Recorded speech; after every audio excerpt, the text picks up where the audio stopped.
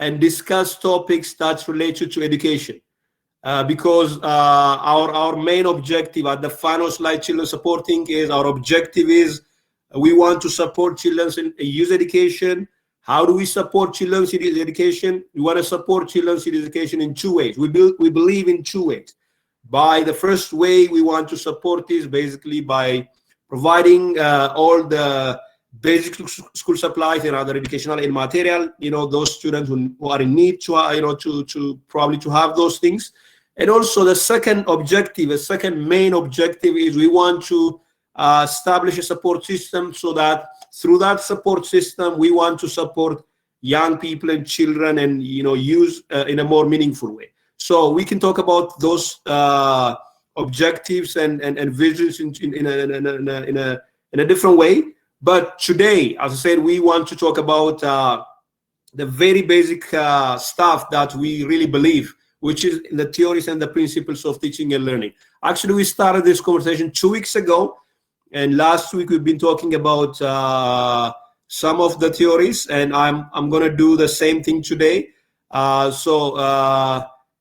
we're talking about education, it's a very broad topic. We know that, but education is basically defined, the act of teaching and on knowledge, or the act of also receiving and knowledge, right? That's the main, I think, the general kind of definition about education. Through education, people receive information, people also provide information.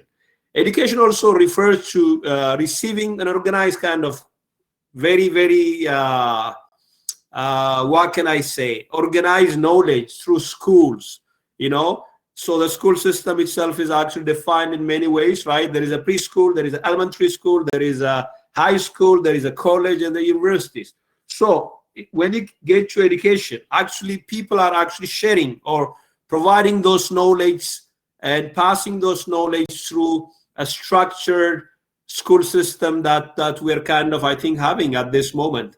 So as I said, also when we're talking about education, we're talking about very broad topic. We may be talking about a very broad concepts and ideas that sometimes will be very difficult even to understand, to comprehend. But we have to get deep into it, understand what it means, and also do things based on what we believe what education should have, and also based on what we the ideas and the theories and the principles that we really believe is most appropriate or most valuable, right?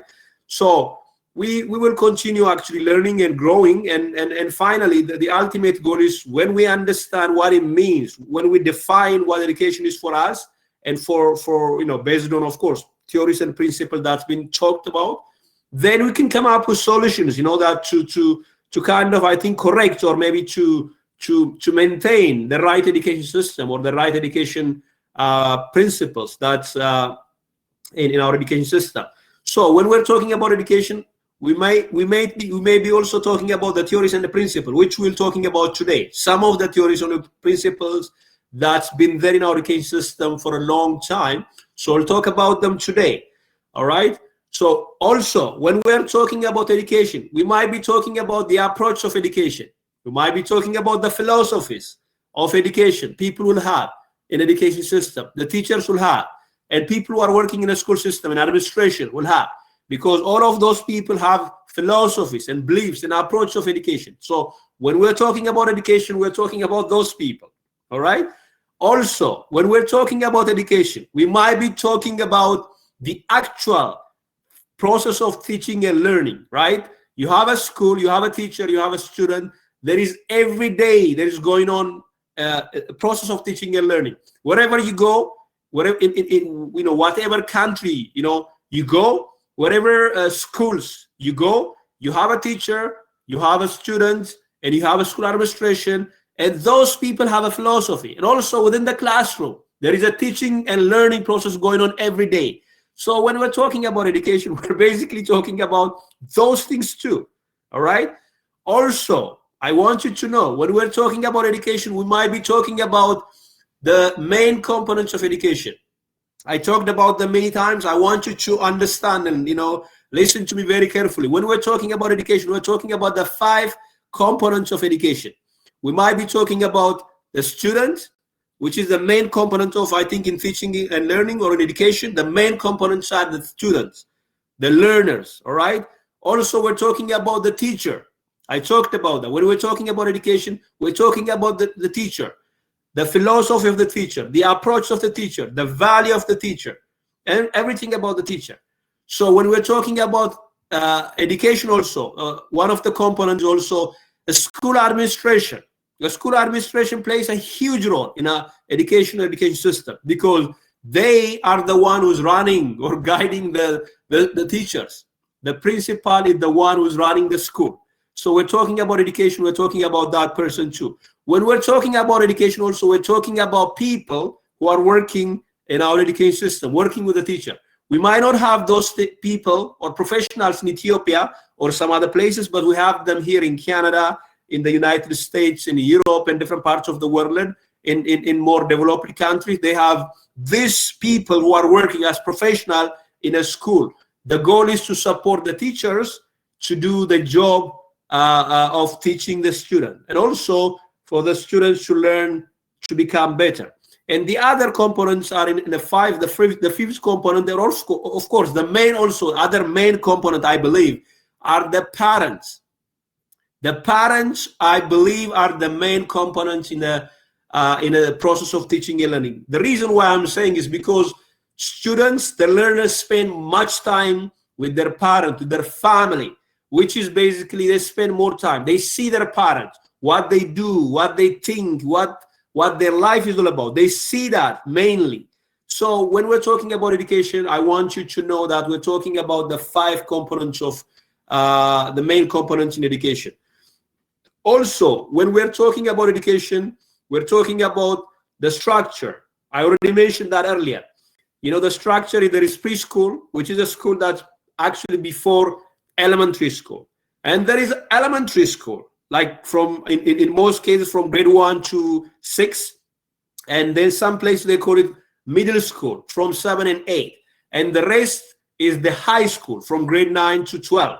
And then there is college, and there is universities, and there is, of course, maybe higher education that provided also other forms of I think education. So as I said, it's a very, very broad topic. When we're talking about education, we're talking about very broad topic, but we want to get into the depths of it. We want to talk more about this. And also, as I said, the whole idea for us, the Fanos Light Children Support Inc. is here to see what role we can play in education system here in Canada and also in Ethiopia and beyond. That's our objective. So today, as I said, we're talking about some of the theories and the principle.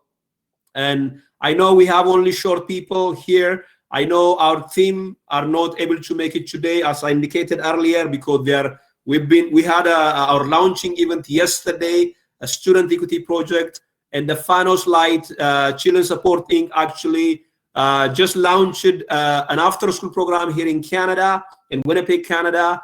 This program is basically run from Monday to Friday from 4:30 to 7:30. And we had an amazing experience yesterday. We made some kids already coming and registering to be a part of this program. We also made the parents, and we also made some community members giving us some kind of feedbacks and how we can run this. So the whole idea for us is we want to see children have the best experience they could have, because our hope in this project is basically we want to provide them space, a very safe space. It's an amazing space that we have in 330 St. Mary. We have one big room where we have computers and we have books for them. We have other tools, educational aid materials, everything that they need is going to be provided here. So also we have programs and services that we want to provide through that program, because we have programs like tutoring. We have like 10 volunteers, amazing young people from University of Manitoba, and also we're expecting some people from University of Winnipeg here in Canada to come and volunteer for us. These people would come every day with the purpose of actually supporting these kids to become better in their studies, to become really good in what they do. And also, we also want to make sure that we believe. Sami, excuse me. There was interruption for no less than 1 minute. So you were discussing about the 4 components of education. Yes. Or educational system. And just the interruption was when you start to discuss about the administrative body of the schools. Or so then could you brief starting from there, please? Yes, absolutely, absolutely. So what I was saying is we have 5 components in education. The main components in education that plays a huge role. So we talked about students, we talked about teachers, we talked about school administrators, right? The role of school administrators, as we know, is basically like governing the school, right? But they've got their own philosophy. They're the one who's guiding the teachers. They're the one who's providing support and the teachers, right? The one providing the structure for the teachers, and also for the student. And also they are the one who's talking with the parents, right? That's what I mean. So they have a huge role, and they are the main components in that teaching and learning. That's what I want to say. Exactly. Thank you. Proceed, please. All right. Yeah, we'll continue, because this is, like I said, this is just we're kind of beginning. This is a bigger conversation that we should have. That's what I always believe, and we should have a conversation, because when we're talking about education, we're talking about very broad topic, very broad concept, right? Exactly. Absolutely true. Yes. So what I was saying is also here, we were talking about the after school program that we're running here in Winnipeg. We want those programs also to run in different parts of Ethiopia, different places. We basically, of course, propose some proposal before, and I think we still have a chance to discuss on them. We still have a chance to work on them, because we can share experiences. Though the experience will be different, though the situation will be different, we can still working on those things. Can you the background, there is a background noise. Can you? Okay. I will try to mute. It's just kind of louder, and if that's okay for you, let it be. I think now it's fine, and continue. Okay. All right. I hope you understand. We're also documenting this for our own purpose, and we want to have these things available also for people. We ourselves, I think that the first thing is we ourselves who need these things, right?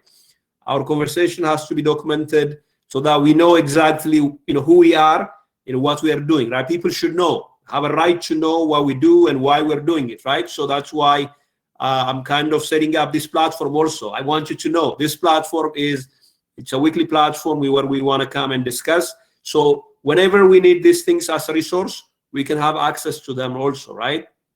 So thank you for understanding. Exactly. Thank you for understanding.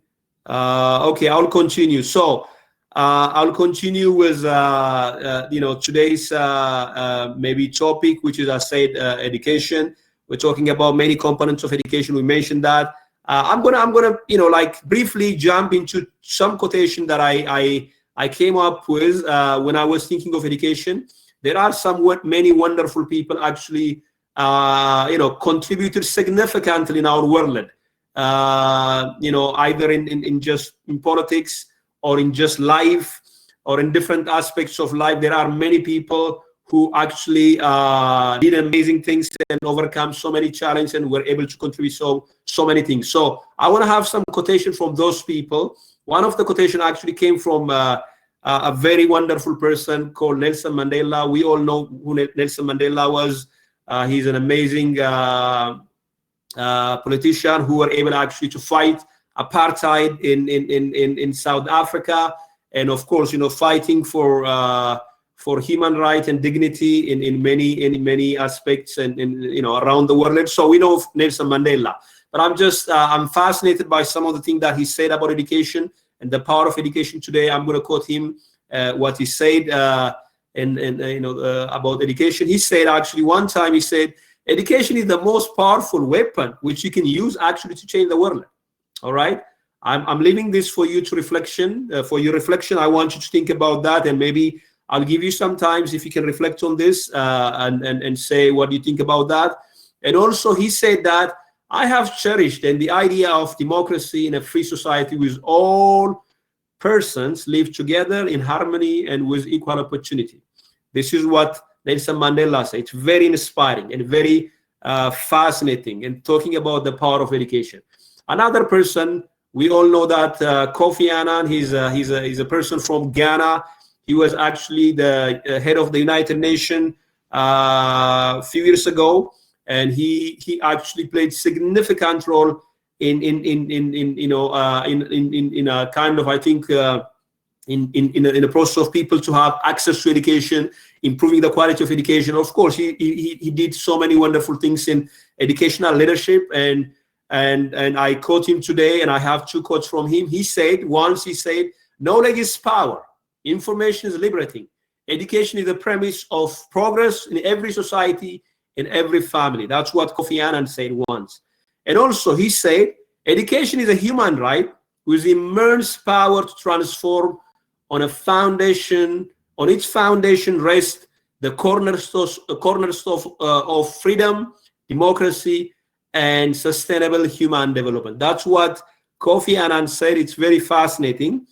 And another person who's very inspiring for me, called Howard Gardner, is actually the person who came up. He's a professor from Harvard University of education faculty. He's also an educational psychologist, and he's a researcher. He's an educator. He is the one who came up with a theory of multiple intelligence. Is a very fascinating theory, which fascinates me, which I really love to see how those theories are working in our work, in our, what we want to do in our work. But he's amazing person. So he said, I think I'm gonna quote him. I think probably I'm gonna quote him of what he said. He said, until now, he said one time, he said, until now, most schools in most culture have stressed a certain combination of linguistic and logical intelligence. Beyond question, that contribution is important for mastering the agenda of school. But we have gone too far in ignoring the other intelligences by minimizing the importance of other intelligences with the outside of school. We concede many students who fail to exhibit the proper, he said, the proper blend of belief that they are stupid. And we do not take advantage of ways in which multiple intelligence can be exploited to further goals of school and broader culture. That's amazing. I want to hear your reflection on this. Basically, what he was saying is, our education system is basically designed and focused on only IQ, right? Like intelligence in this main subject, like maths, English, and physics, or some of the main subjects. We're focusing on that. He said that actually, of course, those are very important subjects, no doubt on that, for the purpose of school. But we forgot other intelligences that other children may have, which can contribute significantly in their growth and success in life also. So that's what Howard Gardner say. And I think because of time, I'm not going to talk about some of the theories and the principles of teaching and learning. Probably I have to leave those things for next week, but I'm going to just mention them. And then I think I'll give you some chance to reflect on this, and then we'll continue this next week. He said, actually, there are 8 theories of learning that we have in our school system.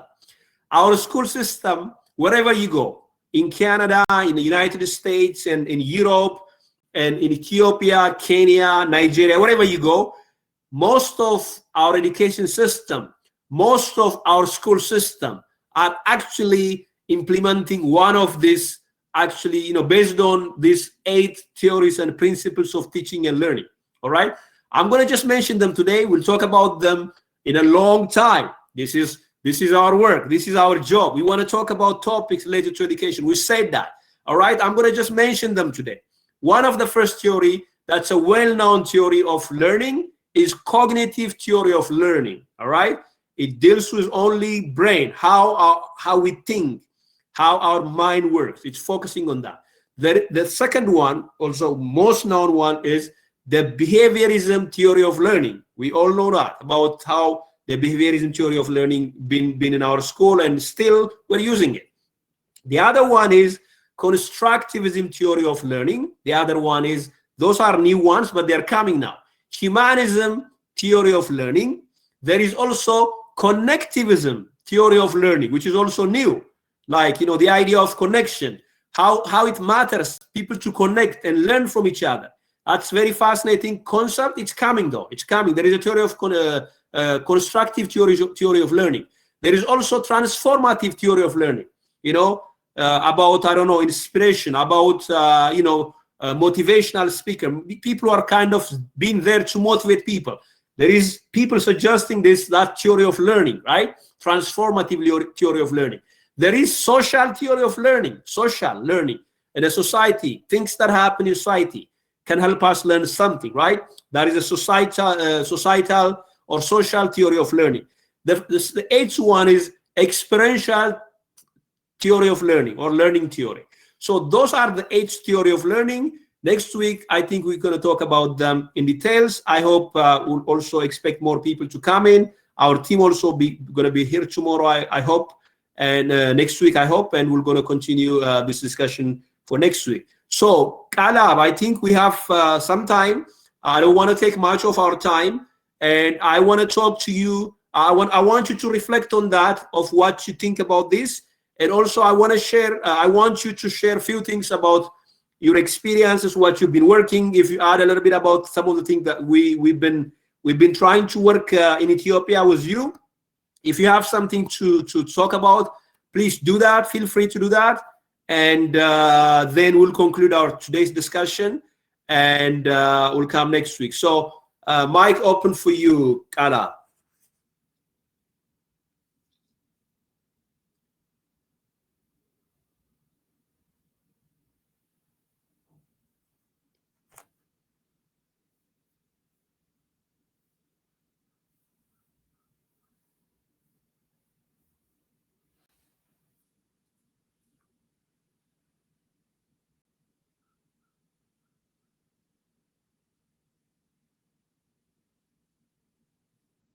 Hello, Kalab, are you there?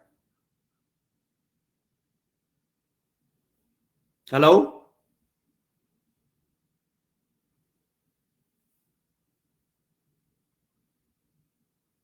Hello, Kalab, are you there?